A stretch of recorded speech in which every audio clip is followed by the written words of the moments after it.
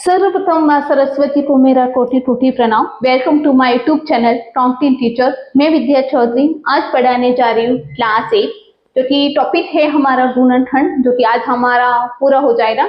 हम 12.3 के 5 वाले क्वेश्चन पर पहुंच रहे हैं। 4th तक हमने सारे क्वेश्चन कर दिए। अगर आप चाहते हैं उन्हें विस्तार से समझना, तो अगर आप कोई बच्चा जो ऐसा है जिसने मेरा वीडियो ना देखा हो, तो आप प्ले लिस्ट में जाकर ही मैंने सारे वीडियोस वहां पर डाल रखे हैं, जिससे कि आप आसानी से समझ सकते हैं, लिख सकते हैं और याद कर सकते हैं। और आने वाले जो एग्जाम्स हैं उनमें अच्छे से अच्छे आप नंबर प्राप्त कर देना चाहते हैं। आपके जो एग्जाम्स है नजदीक आ रही है, हर एक बच्चा मेरिट में आना चाहता है, तो मैं आपको एक जुनून भरी 2 लाइन्स बोलना चाहूंगी कि मंजिल उन्हीं को मिलती है, ध्यान से सुनिएगा, मंजिल उन्हीं को मिलती है जिनके सपनों में जान होती है। कि मंजिल उन्हीं को मिलती है जिनके सपनों में जान होती है।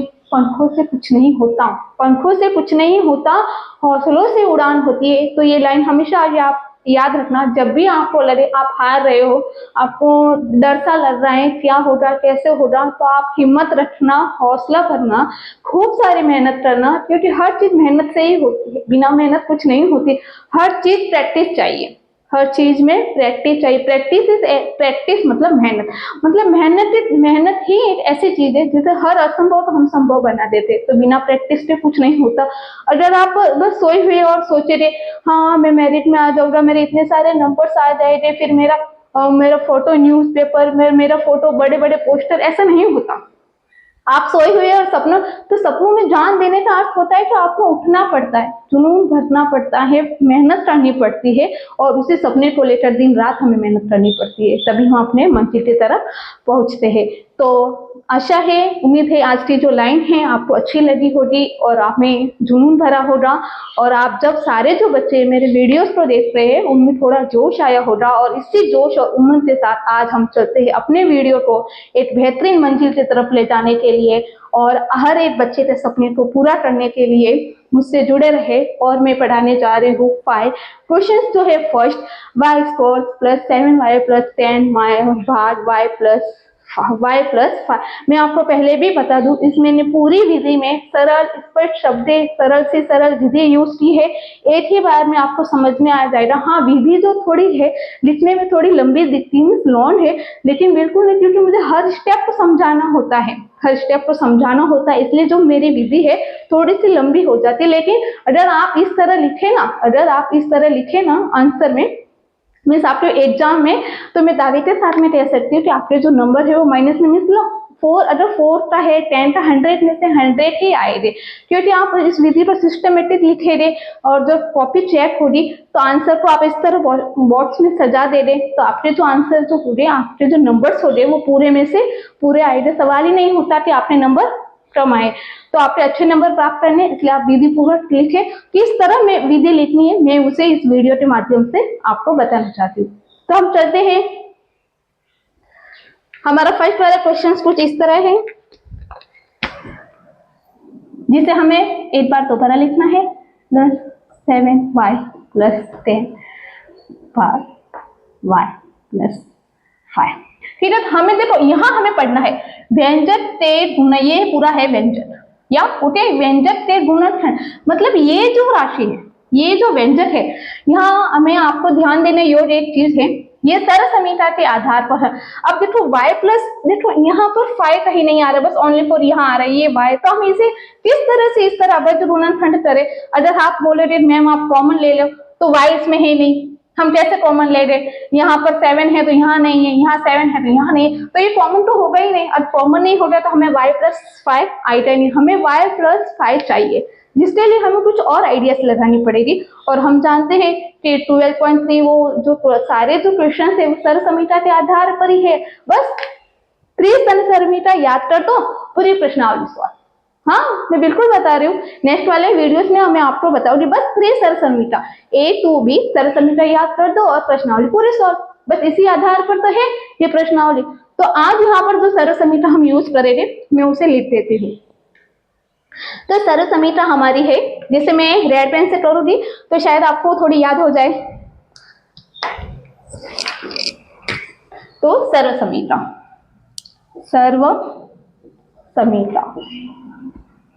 सरल समीकरण यहाँ पर जो यूज होने वाली वो कुछ इस तरह है, h square plus a plus b x plus a b, और जहां पर इसे जब खोलते हैं तो a plus b x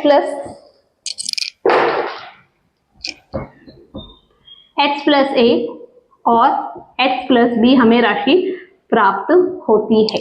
okay, तो ये सरल समीकरण है जिस आधार पर हमें मैं आपको प्रश्नावली का जो क्वेश्चन है उसे मैं हल कर दूंगी। तो हम चलते हैं अपने, यहाँ पर हम लिख देते हैं सरल समीकरण अनुसार,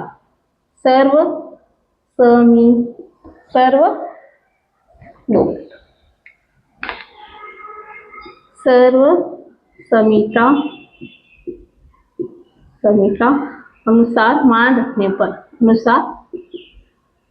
रखने पर इस तरह आपको भी लिखना है, मान रखने पर। तो मैं आपको यहाँ पर बता दूं, ये हमारे देखो ये वाले सरल समीकरण और ये वाले सरल समीकरण कुछ मिलते जुलते हैं। देखो यहाँ x स्क्वायर है तो यहाँ पर हमारा y स्क्वायर है, यहाँ tan है, ये मेन है। आप सोच रहे हो डेट a प्लस सी और 7y और 10। तो मैं आपको बता दूं, अभी जो इंटरनेट का जमाना है जहां पर हर लोग, मानो इंटरनेट के आने से हर इंसान अकेला हो गया है। पहले ऐसे नहीं हुआ करते थे, पहले जब बच्चे खेलते थे पहेलियां होती थी। अगर आज भी हम गांव में जाए तो हर घर के बाहर जो बड़े बुजुर्ग लोग हैं उन्हें तो बहुत सारी पहेलियां आती है, उनके पहेलियां तो हम भी नहीं सुलझा सकते, लेकिन ऐसी पहेलियां होती थी जिससे कि माइंड विकसित होता था। लेकिन अब आज का हर एक बच्चा फ्री टाइम में मोबाइल से जुड़ा हुआ है, जो कि हमें बहुत ही नुकसान है। लेकिन आज की जनरेशन ही कुछ इस तरह बन रही है। तो मैं आपको पहेली पूछना चाहूंगी कि आप मेरे पहेली का आंसर दे सकते हैं? यदि हाँ तो आप मुझे कमेंट में लिखें। यहाँ पर एक ऐसी संख्या, यहाँ पर 7y है, मतलब ऐसे दो संख्या जिन्हें अगर प्लस किया जाए, या मैं आपको नोट में इस तरफ लिखूंगी कि हर एक बच्चे को पता चल जाएगा, नोट या ओके। तो एक ऐसी संख्या जिन्हें अगर प्लस किया जाए तो आंसर कितना आना चाहिए? 7y, और गुना कर दिया जाए तो आंसर आना चाहिए 10। तो 1 2 3 स्टार्ट, अपने माइंड को विकसित कर, अपने माइंड को दौड़ाए। ऐसी दो कौन सी संख्या किसी बच्चे को याद आ रही हो तो प्लीज मुझे कमेंट करके जल्दी से बताएं।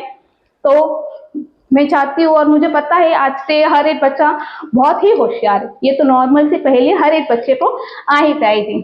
तो हम यहाँ बिना देरी किए हुए मैं इसको आपको बता देना चाहती हूँ, मतलब कौन सी संख्या है?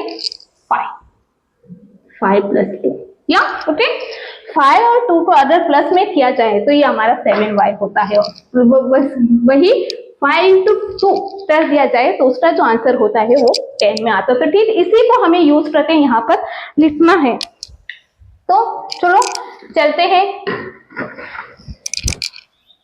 यहाँ पर बटा वाले। फिर सरल समीकरण का अनुसार मान रखना है, x स्क्वायर है तो हम x स्क्वायर बस प्लस a प्लस बी है, हमारा a और b हमें प्राप्त नहीं हुआ है तो हम इसे भी इस तरह लिख देते हैं बस,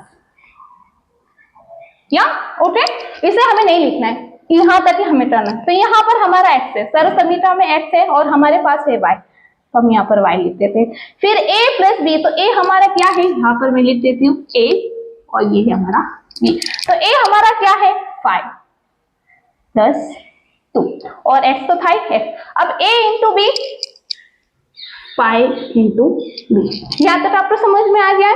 पहले हमने बॉक्स बना दिया, फिर स्क्वायर कर दिया, फिर सरल समीकरण के अनुसार मान रख दिया, जहां पर a हमारा 5 है और b हमारा 2 है। तो बस इसे हम सॉल्व करते हैं, इसे हम पुस्तक को खोल देते हैं। y स्क्वायर 5 को जब x के साथ में गुणा होगा तो 5x प्लस 2 को x के साथ में गुणा होगा तो 2x। इस बार हमें ध्यान देना, एक यूनिक चीज बता देती, पूरे जो प्रश्नावली, पूरा जो क्वेश्चन है वहां पर प्लस प्लस ये, तो यहाँ पर कुछ माइनस है नहीं, तो यहाँ कुछ ऐसा है ही नहीं। तो जो माइनस वाले जहाँ संख्या होती है ना, वहां थोड़ा पोस्टर पर खोलने के समय थोड़ा ध्यान देना होता है। लेकिन मैं आपके साथ में खड़ी हूँ, जहाँ पोस्टर खुलेगा, जहाँ माइनस वाली संख्या होगी, मैं वहां आपको विस्तार से समझा दूंगी, एक ही बार में आपको समझ में आ जाएगा। तो यहाँ पर हमने कर दिया प्लस 10, अब हमें क्या करना है, हमारे y प्लस 5 हमें चाहिए, ये वाली राशि हमें मिलनी चाहिए। तो इसलिए हम इसे किस तरह लिखे रहे, मैं इस तरह अंडरलाइन कर देती हूँ जिससे कि आपको समझने में आसानी होगी। या फिर से इसे हम 10 को क्या लिख सकते हैं, क्या 5 into 10 लिख सकते हैं, बिल्कुल अभाज्य गुणनखंड, अभाज्य गुणनखंड। मैं हर एक चीज बताने जा रही हूँ, देखो। तो बस ये 2 into 5 जो है 2 हम पहले लिख देते हैं, अच्छा रहेगा। छोटी संख्या को पहले 2 into 5 जो है हमें इसे इस तरह भी लिख सकते हैं। और 5 और 2 तो नॉर्मल छोटी संख्या है, उसे तो अभाज्य गुणनखंड करने की जरूरत भी नहीं होगी। तो फिर यहाँ पर हमें करना है, यहाँ पर इन दोनों में से जो कॉमन आया है वो क्या आया है, यहाँ पर हमने y लिखा है और यहाँ पर भी हमारा ये x नहीं होगा, ये हमारा होगा y, क्योंकि हमें देखो यहाँ x है और हमारे पास में क्या है, y है, तो हमें यहाँ पर y लिखना है, y। थोड़ी सी मिस्टेक हो रही, सॉरी। और यहाँ पर हमने y, क्योंकि हमारा जो x है वो हमें y प्राप्त हुआ है, तो हमने y लिख दिया है। फिर हमने y को जो बाहर ला दिया है, फिर हमें जो कॉमन मिला, यहाँ पे देख सकते हो y है और यहाँ भी y है, तो y प्लस 5 प्लस यहाँ हमें देखना है कि 2 यहाँ है और 2 यहाँ भी है, तो हमारा जो कॉमन आया है 2 और 2 बाहर चला आएगा, तो पीछे जो राशि बचेगी वो 5 बस। तो 5 प्लस y प्लस 5 इसमें भी है और इसमें भी, ये दोनों जो है व्यंजक हमें एक जैसे गुणनखंड मिल रहे हैं। और दूसरा जो बन रहा है वो कुछ इस तरह है, y प्लस 5, ये तो हमारा कॉमन था, और y प्लस 2। और हमें यहाँ प्रश्नानुसार अब यहाँ हम आएंगे, हमें क्या करना है, भाग देना था, यहाँ लिख देते हैं y प्लस 5, आप इस तरह यहाँ लिख देते हैं भाग देने पर, ये बहुत ही अच्छा लगता है। और ये जो होता है रफ कार्य, यहाँ ओके, इसे इसके साथ मत लिखना, चाहे तो आप ये वाली राशि लिख सकते हैं, नो प्रॉब्लम, लेकिन इस तरह थोड़ा सा क्या होता है, वो खराब सा दिखता है। अब आप बड़ी क्लास के बच्चे हो तो इस तरह काट छाट अगर बीच में कर दे तो अच्छा नहीं लगेगा ना। तो ये जो आप कार्य है वो रफ कार्य में कर दिया करें, मतलब लास्ट पेज पर कर दिया करें। फिर यहाँ पर हम जो मेन देखते हैं, देखो y प्लस 5 इसमें भी है और इसमें भी है, तो आंसर हमारा जो आया है, आंसर आया है y प्लस, ओके, यही हमारा आंसर आया है y प्लस 2। तो इस तरह आपको भी विधि पूर्वक लिखना है, और ये पहले मेन है, इसे तो आपको याद रखना ही होगा कि किस तरह हमने एक प्लस में, मतलब किस तरह ऐसी दो संख्याओं को मीन्स प्लस किया, जो 7y आए और गुणा किया कि 10 आ जाए। फिर मैंने 10, तो हालांकि 10 का जो अभाज्य गुणनखंड होता है वो हर एक बच्चा जानता है, फिर भी मैंने आपको समझाने के लिए यहाँ पर किया है। अगर इस पूरी विधि में आपको कहीं भी डाउट हो, बस आपको यही याद रखनी है, ये मेन नोट, ये है जो मेन है, इसे आपको याद रखनी होगी। देखो मैं एक बार वापस आपको बता दूं, x यहाँ पर था हमारे पास y लिखा, a प्लस b, यहाँ पर देखो a प्लस b, तो हमारा a प्लस b क्या मिला था, 5 प्लस 2, तो हमने a b की प्लस वहां देता, फिर हमारे a b को गुणा करना था। बस ये समझ में आ गया, आशा है आपको पूर्ण जो विधि है समझ में आ रही होगी। तो हम चले अपने सेकेंड वाले क्वेश्चन की तरफ। यस, ओके, बहुत ही आसान है। हाँ, इसमें जो थोड़ा है ना, ये तो थोड़ी लॉन्ग विधि है, लेकिन अगर क्वेश्चन थोड़ा हार्ड है और लॉन्ग है तो कम से कम ये 5 नंबर पे तो हो गई, कम से कम 5 नंबर पे हो गई, मतलब जितनी ज्यादा मेहनत उतनी ज्यादा नंबर, सीधी सी बात है। ओके, तो आपको बिल्कुल भी डरना नहीं है, आप इस तरह अगर आप सर्व समीकरण भी लिखते ना तो भी आपके नंबर मिल जाते हैं। तो ये तो पूरे प्रश्न में 3 है, तो सर्व समीकरण है, हर एक बच्चा याद रख सकता है इसे, तो कुछ प्रॉब्लम ही नहीं है। कुछ प्रॉब्लम है क्या, अगर हो तो बताओ।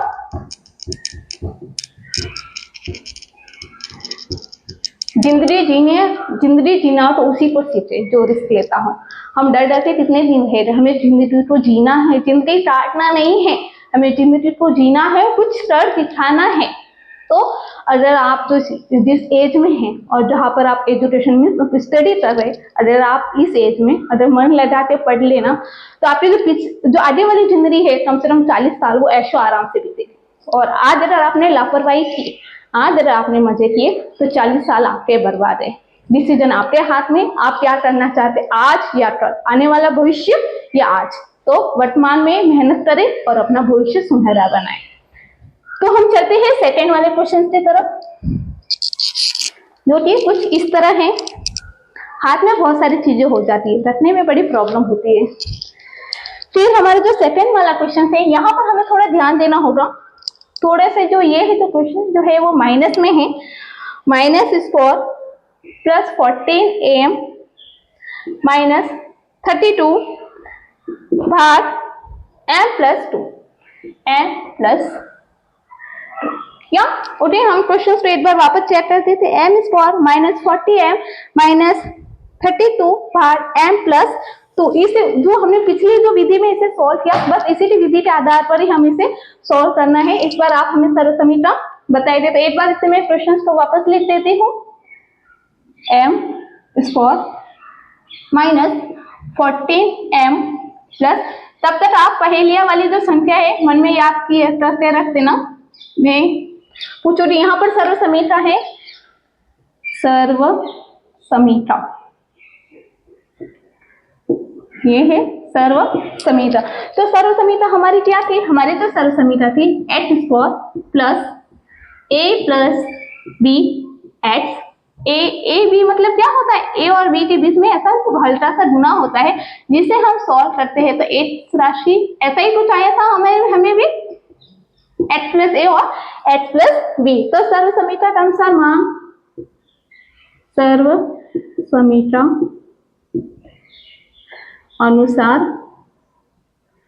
अनुसार मान रखने पर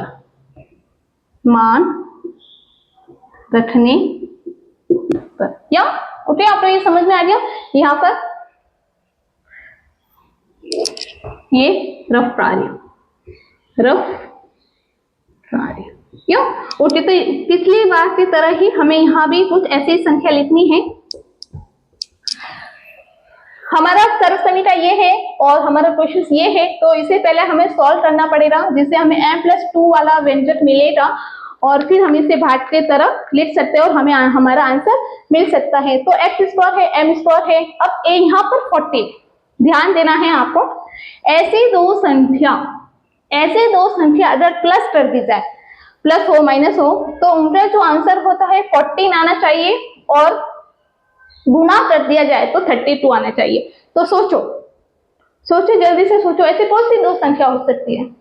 1 2 3 4 5 6 7 8 9 10। किसी के माइंड में आ रही हो तो प्लीज मुझे बताएं, मैं आपको बता देना चाहती हूँ, टेंशन मत लो। यहाँ है 40 और देखो मैं तो रूल से यहाँ पर बता दूं, माइनस प्लस, अगर दोनों संख्या माइनस में हो तो वो प्लस हो जाती है।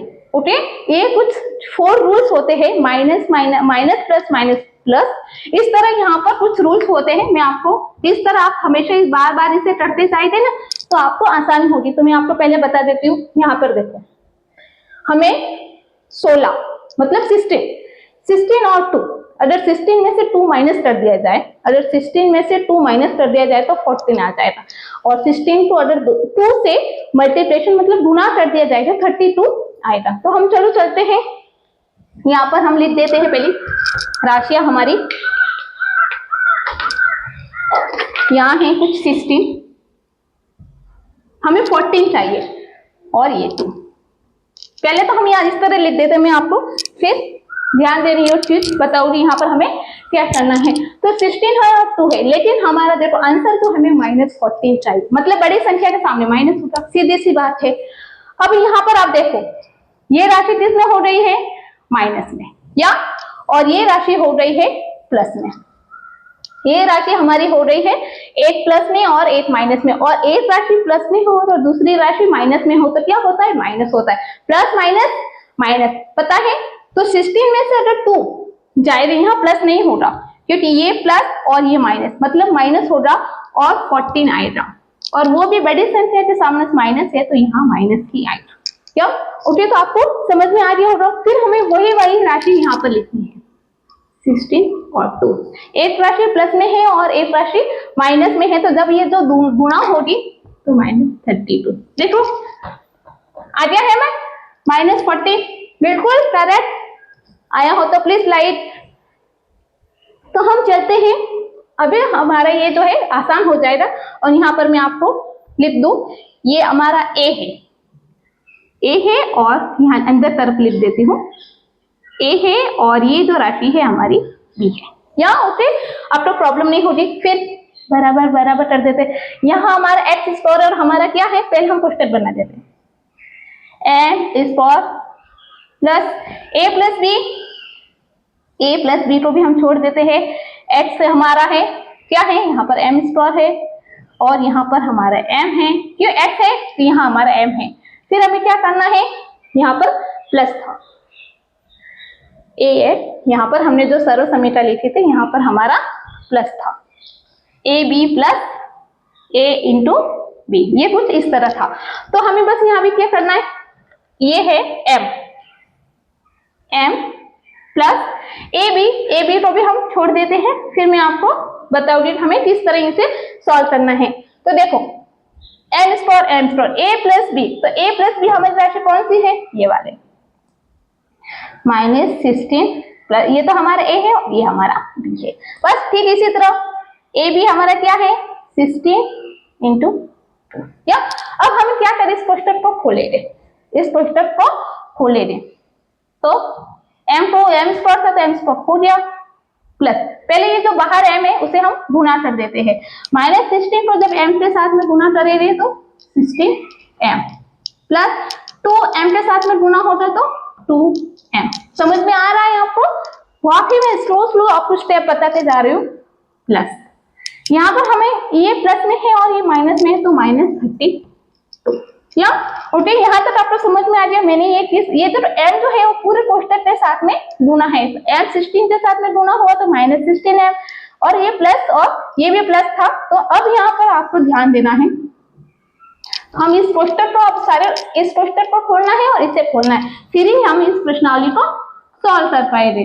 तो देखो यहाँ प्लस है और ये माइनस है, तो प्लस माइनस, जब प्लस माइनस के साथ में, क्योंकि यहाँ कुछ नहीं है तो मतलब गुना है, प्लस माइनस -16m। या ओके, यहाँ पर आपको समझ में आ गया, ये आया। फिर ये प्लस में है और ये भी प्लस में, तो +2m, यहाँ प्लस है और यहाँ माइनस है तो -32। बस अब हमें कॉमन यहाँ से लेना है, यहाँ से कॉमन लेना है और इनमें से कॉमन लेना है। 16 का आपस कॉमन साइन में बता दूं, इस तरह अगर हम आसानी से लिखें तो हम इसे कुछ इस तरह भी लिख सकते हैं, 32 मतलब 16 इंटू 2, जिसे मैं कुछ इस तरह भी लिख सकती हूँ। मतलब 16 के टेबल में जिसे हमें क्या होगा, कॉमन, हमारे जो कॉमन राशि को हमें मिलने में आसानी हो रही। अब यहाँ पर देखो m है और यहाँ पर 16 है, तो सीधी सी बात है हमें अभाज्य गुणनखंड करने की जरूरत भी नहीं, क्योंकि 16 से बढ़कर या छोटी या बड़ी कुछ है नहीं। तो यहाँ पर क्या आएगा, 16 जो होगा अंदर ही रहेगा, m यहाँ है और m यहाँ है तो m, बस पीछे क्या बचा m -16। या यहाँ पर हम जब देखते हैं तो हमारा यहाँ 2m है और इसको 32 को हम 16 इंटू 2 भी लिख सकते हैं, तो यहाँ हम इसे इस तरह भी लिख सकते हैं। तो इन 2 जो है वो बाहर आ गया, यहाँ पर हम 2 बाहर लिख देते हैं, पीछे जो राशि बची m और यहाँ पर जो थी ये माइनस। ओके, आपको समझ में आ रहा है। फिर यहाँ पर पीछे क्या बचा, ये जो m था वो बाहर आ गया है, तो पीछे जो बचा है वो 16। देखो मैं आपको वापस समझा दूं, यहां पर देख सकते हैं आप, m हमारा कॉमन था तो हमें बाहर आ गया m, और ये -16 तो -16 प्लस, अब इन दोनों की बात यहां पर हो रही है तो प्लस का प्लस ही, ये तो बीच वाला प्लस था तो हमने यहाँ पर लिख दिया। फिर इन दोनों में से जो कॉमन आ रहा है वो हमने 2 लिख दिया। फिर हमारा m है तो m है, और ये -16 कैसे आ गया, 2 बाहर आ गया है तो m -16। तो हमें यहाँ पर m-16 यहाँ भी है और m-16 यहाँ भी है और m प्लस जो कॉमन आए m-16 और m प्लस 2 और हमें जो भाग देना है वो है m प्लस 2 देख सकते हैं m प्लस 2 यहाँ है और यहाँ भी है। यहाँ लिख देते हैं भाग देने पर,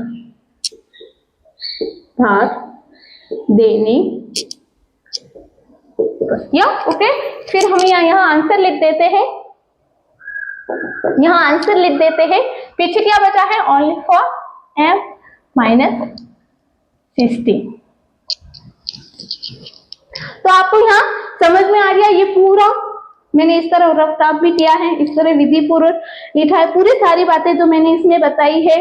अगर आज का वीडियो आपको पसंद आया हो तो लाइक करना, बहुत सारे बच्चे हैं उन्हें शेयर भी करना, सब्सक्राइब भी करना। मिलते अगले वीडियो में एक मोटिवेशन लाइन्स, मोटिवेशन पॉइंट के साथ में। तब तक वंदे मातरम।